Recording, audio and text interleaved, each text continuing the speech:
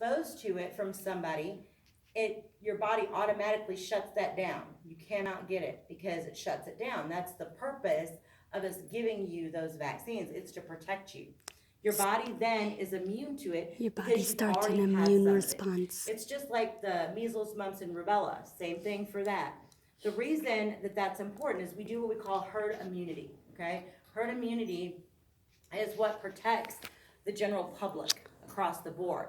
So if your children are not vaccinated, then they risk having other children get sick. We're talking about like newborns, okay, and people that have autoimmune diseases and cannot get any type of injection or any type of vaccine, at least, I'm sorry. So what we need to do is understand that when you put something into the body, it is much more dangerous than when we take something out. When you guys learn to draw blood, it scares you, but you do it on each other. I can In scare this y'all a class lot. and in your lab, you will never inject an actual person, okay? Because it's too dangerous.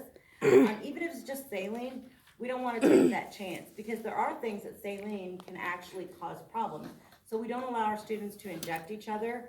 We use the little models, but you guys do draw blood on each other. So because it's safer to do that. Now, as we go through this, I'm going to put a very small problem up here, and we're going to do it just like we normally would. I'm just going to do an order, okay?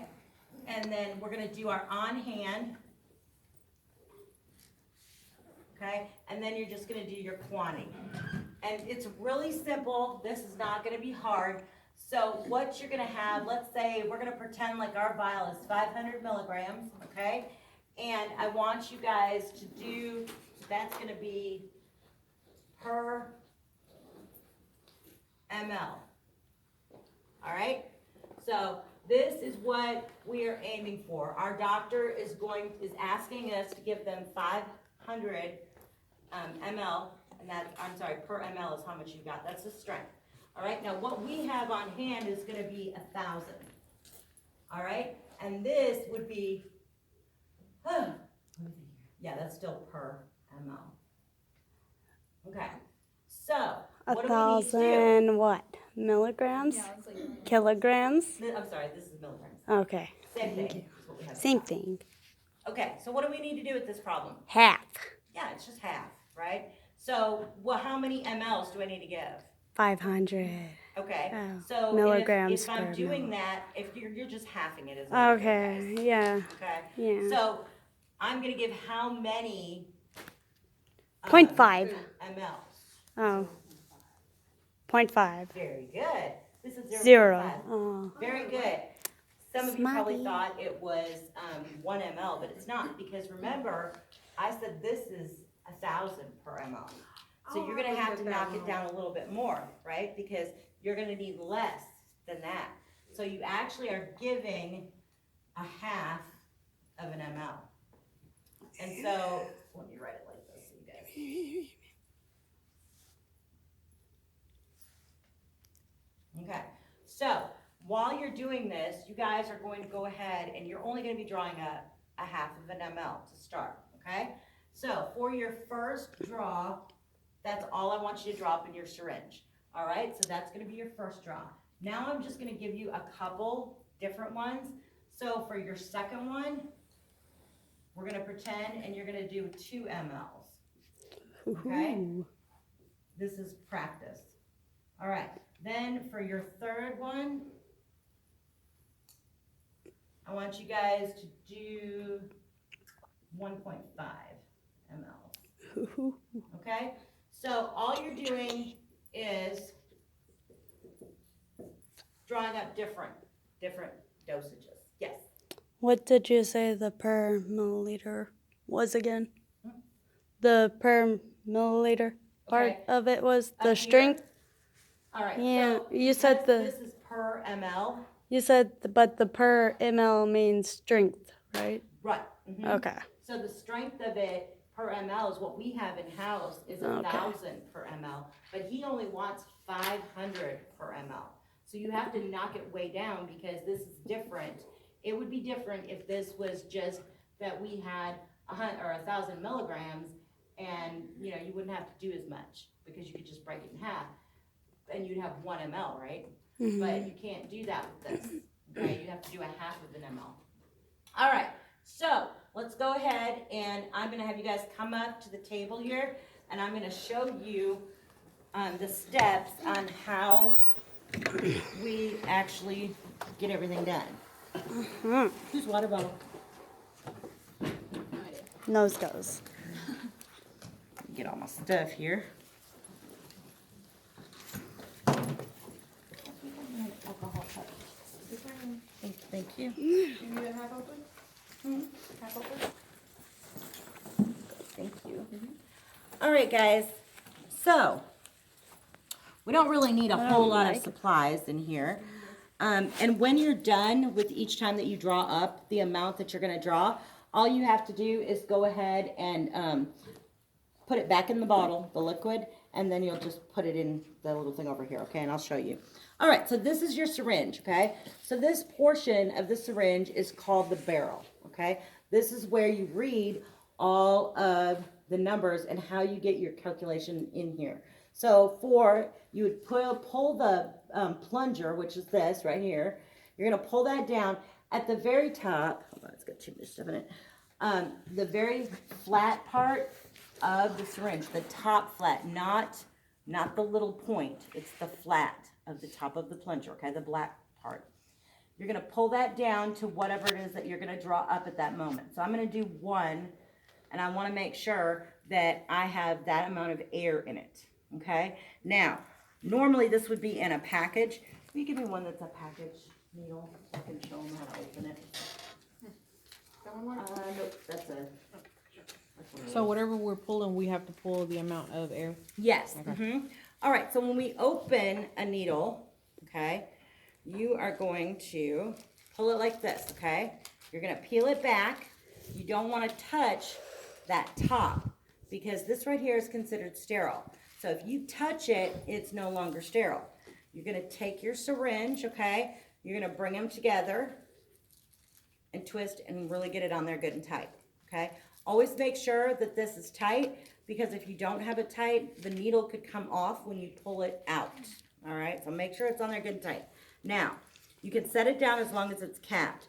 You can never, never, never set a needle down that is not capped, okay? All right, so I'm gonna wipe my bottle, okay? So you take your alcohol prep. These gloves are huge, just so you know. But they're all I had in the lab. All right, so the top of the bottle is always considered dirty. It is not considered sterile unless you have wiped it. You cannot touch it once you wipe it. If you touch the area, you have contaminated it. The top of the bottle, we need to get, there's 2 ways you can do it. You could take your alcohol and take it and press and just go once across, okay? You want to press though, really good because you're trying to clean it. Or you can do it this way, which is you take it and you twist it around 1 time and then you're done.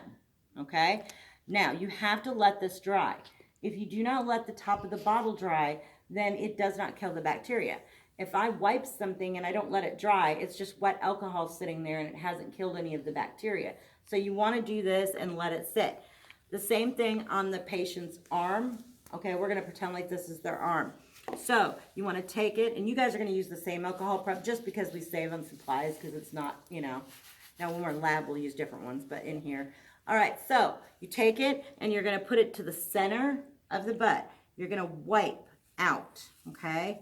It's in a circular motion, just like that.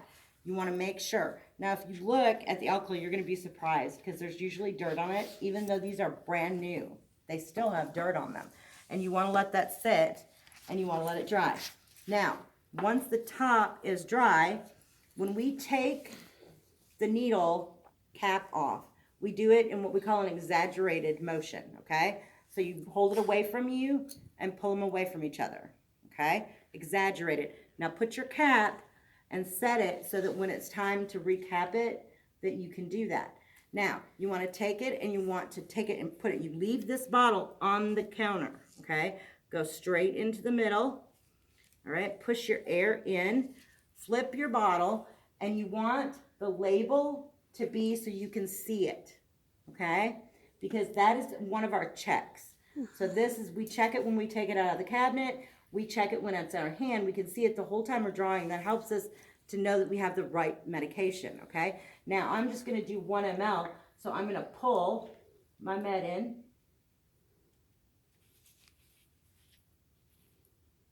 Just slow. This is like sugar water, so it's kind of thick.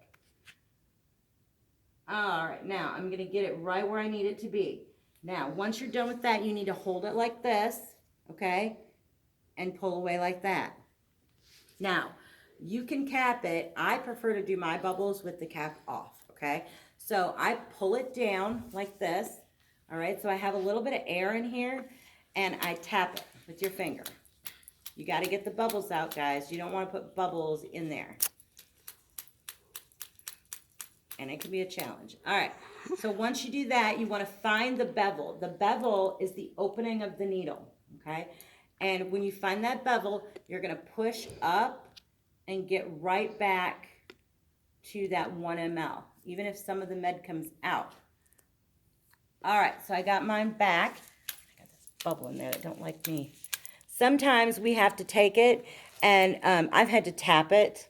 So don't be surprised if you have to tap it on the table. I've had to do that. Just make sure you always cap it before you go and tap, because you don't want the needle to touch anything. Remember, that needle is sterile, okay?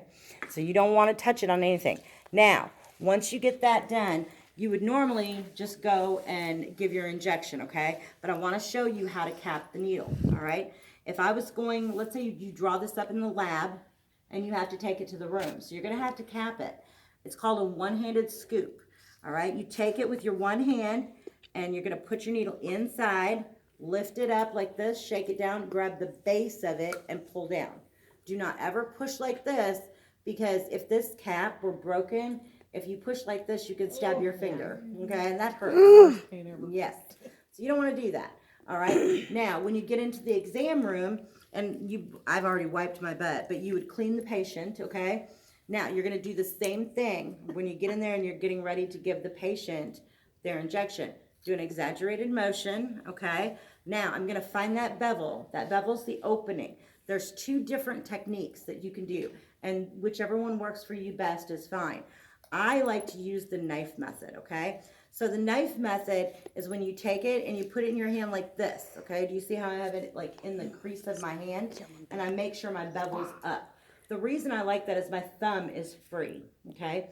When we do this, we have to aspirate, which means we have to pull back on the plunger when it's inside of the patient's arm so that we can see if any blood comes into the syringe. If blood comes in there, you are inside of a vein and you do not inject the medication. If you inject it, you're doing an IV instead of doing an IM, okay? Because this is intramuscular. So I like to do it this way. This is one way that you can do it. Now, when you do this, there's another way you can do it, and that's the dart method, okay? So this is the dart method. So I'm going to do the dart method first and show you guys, and you'll see why I don't care for the dart method as much. You can do it. It's just more convenient for me to do it the other way. You want to give all me a right? profile So, on the dart method? You can pinch up. You got to pinch up, and you got to make sure you get muscle, because you might have a little bit of fat there. So you got to make sure that you get that muscle, all right? Now, you want to go straight, dead down in the center, all right, really quick. Now, see how I had to kind of redo my hand?